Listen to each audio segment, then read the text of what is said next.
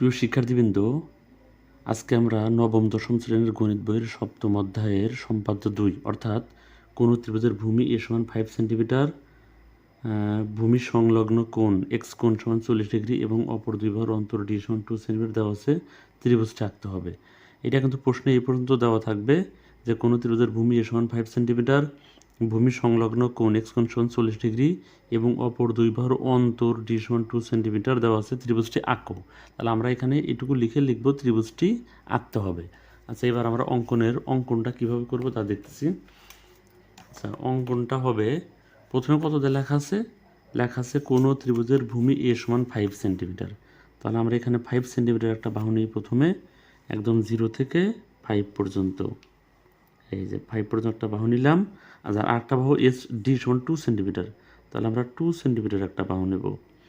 দেখো এখানে 0 থেকে 2 পর্যন্ত, এই যে 0 থেকে 2, তাহলে 2 সেন্টিমিটার। হ্যাঁ, এবং অপর দুই বাহুর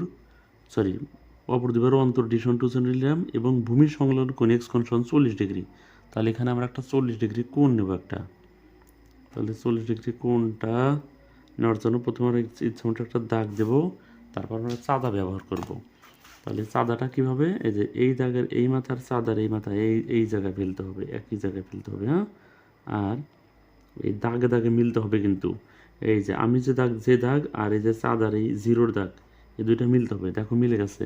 40 ডিগ্রি হলে যেটা 0, 10, 20, 30, 40, এই যে 40-40-এর সোজা এখানে একটা ফোঁটা দিয়ে দিবা।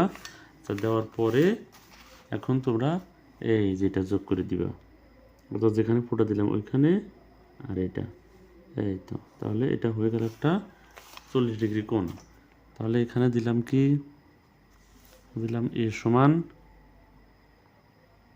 5 সেন্টিমিটার, ডি সমান 2 সেন্টিমিটার, আর এটা এক্স কোণ হচ্ছে 40 ডিগ্রি একটা কোণ। হ্যাঁ, তাহলে এই তিনটা জিনিসটা আমাদের এখন একটা ত্রিভুজ আঁকতে হবে। তাহলে ত্রিভুজের যে কোনো রেখাংশ দিয়ে আগে আমি এই যে কোনো রেখাংশ বি দিলাম, ইচ্ছা মতো একটা রেখাংশ দিলাম, এটার নাম দিলাম হচ্ছে বিই। এই বিই থেকে আবার আমাদের এই এর সমান করে কাটতে হবে। এই যে এ মাপ দাও, তাহলে এ হচ্ছে 5 সেন্টিমিটার। হ্যাঁ, এই যে এইটুকু। তাহলে এখান থেকে আমরা বি থেকে এ এর সমান করে বিসি অংশ কেটে নিলাম।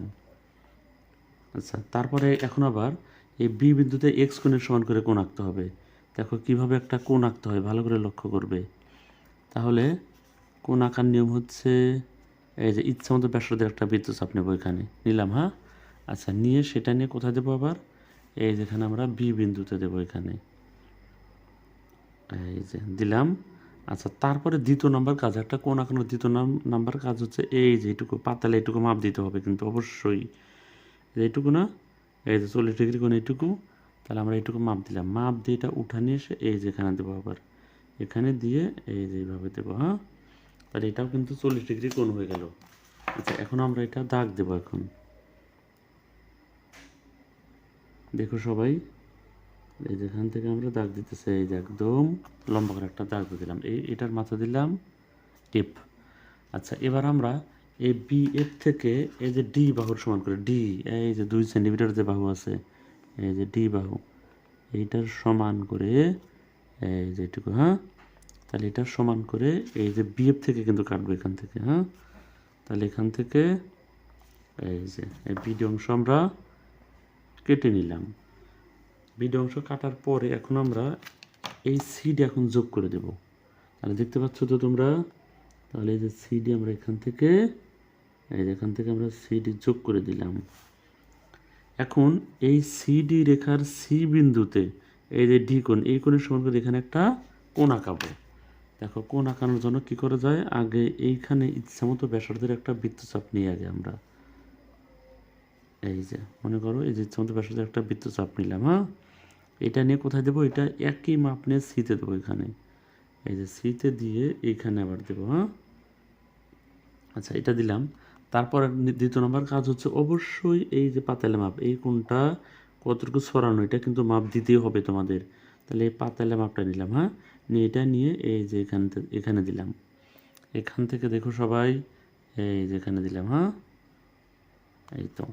এখন আমরা কি করব, এই যে সি বিন্দু আর এই যে ছেদ বিন্দু, এই বিন্দু দিয়ে আমরা এখানে একটা দাগ দিয়ে দেব। দেখো সবাই, তাহলে এই যে এইভাবে আমরা একটা দাগ দিয়ে দিলাম। তাহলে এটার মাথা দিলাম হচ্ছে জি, আর এখানে দিলাম আমরা, এখানে দিলাম এ, এই বিন্দুটা হচ্ছে এ। হ্যাঁ, তাহলে এবিসি উদ্দেশ্য ত্রিভুজ হয়ে গেল কিন্তু। আচ্ছা, তাহলে আমাদের আঁকালাম কীভাবে দেখলে তো, প্রথমে যে কোনো রেখাংশ বি নিলাম, তারপরে কী করলাম, যে কোনো একটা বি নিলাম, বি থেকে এ এর সমান করে আমরা এই বিচ অংশ অর্থাৎ বি সি অংশ কেটে নিলাম। তারপরে বি বিন্দুতে এই এক্স কোণের সমান করে এই কোণটা আঁকালাম, অর্থাৎ সি বি এফ আঁকালাম। তারপরে এই বি এফ থেকে আবার এই 2 সেন্টিমিটার সমান করে অর্থাৎ ডি এর সমান করে বিডি অংশ কাটলাম। তারপরে সিডি যোগ করলাম। তারপরে যে এই কোণের সমান করে এখানে একটা আমরা কোণ আঁকালাম। হ্যাঁ, তাহলে কোণটা সিজি আঁকালাম। সিজি এই বিএফকে এই বিন্দুতে ছেদ করে, তাহলে এবিসি উদ্দেশ্য ত্রিভুজ। আচ্ছা, এবার অঙ্কনের বিবরণটা কীভাবে হবে তোমরা একটু লিখে নাও। তাহলে প্রথমে এইখানে আমরা লিখব অঙ্কনের বিবরণ। অঙ্কনের বিবরণ আমি এটা লিখবো না, শুধু আমি মুখে বলে দেবো, তোমরা শুনে লিখে নিবা, অথবা 2-1বার শুনলে এমনি এমনি তোমরা পারবে এটা। তাহলে অঙ্কনের বিবরণটা কীরকম দেখো সবাই, যে কোনো রেখাংশ বিই নেই, দাঁড়িয়ে দিবা। বিই থেকে এ এর সমান করে বি সি অংশ কেটে নেই, দাঁড়ি। বি বিন্দুতে কোণ এক্স, যেভাবে লিখবা, বি বিন্দুতে কোণ এক্স এর সমান করে কোণ সি বি এফ আঁকি, দাঁড়ি। বি এফ থেকে ডি এর সমান করে বি ডি অংশ কেটে নেই, দাঁড়িয়ে দিবা। সিডি যোগ করি, দাঁড়ি। সিডি রেখার সি বিন্দুতে কোণ সিডিএফ এর সমান করে কোণ ডিসি জি আঁকি। সিজি রেখা বিএফ রেখাকে এ বিন্দুতে ছেদ করে, তাহলে ত্রিভুজ এ বি সি উদ্দিষ্ট ত্রিভুজ। এই তো বর্ণনা কিন্তু এটাই। হ্যাঁ, তাহলে এইভাবে তোমরা বর্ণনা দিলে দেখবে জ্যামিতিতে একদম পরিপূর্ণ 4-4 পেয়ে যাবে। হ্যাঁ, তাহলে এটা কিন্তু সম্পাদ্য 2। তাহলে সম্পাদ্য 1 এবং 2 এর মধ্যে পার্থক্য কোথায়? সম্পাদ্য 1-এ ছিল কোনো ত্রিভুজের ভূমি এ সমান 5 সেন্টিমিটার, ভূমির সংলগ্ন কোণ এক্স কোণ সমান 60 ডিগ্রি এবং অপর 2 বাহুর অন্তর, এটা এই কোণটা একটু বড় মানের কোণ হবে, 60 ডিগ্রি, 70 ডিগ্রি, 55 ডিগ্রি এটা হবে। এবং অপর 2 বাহুর, ওইটাতে ছিল সম্পাদ্য 1 ছিল সমষ্টি, আর এটাতে আছে অপর 2 বাহুর অন্তর। তাহলে সমষ্টি বললে একটু বড় বাহু, এই যে ভূমির চেয়েও বড়, আর অন্তর বললে ভূমির চেয়েও ছোট। যে অন্তর ডি সমান 2 সেন্টিমিটার দেওয়া আছে, ত্রিভুজটা আঁকতে হবে। তাহলে তোমরা সম্পাদ্য 1 এবং 2 এর পার্থক্যটা বুঝে ফেলছো যে কিভাবে পার্থক্যটা হবে। হ্যাঁ, আচ্ছা, তাহলে এভাবে প্র্যাকটিস করলে তোমরা সম্পাদ্য, যে কোনো সম্পাদ্য আসলে তোমরা পারবে।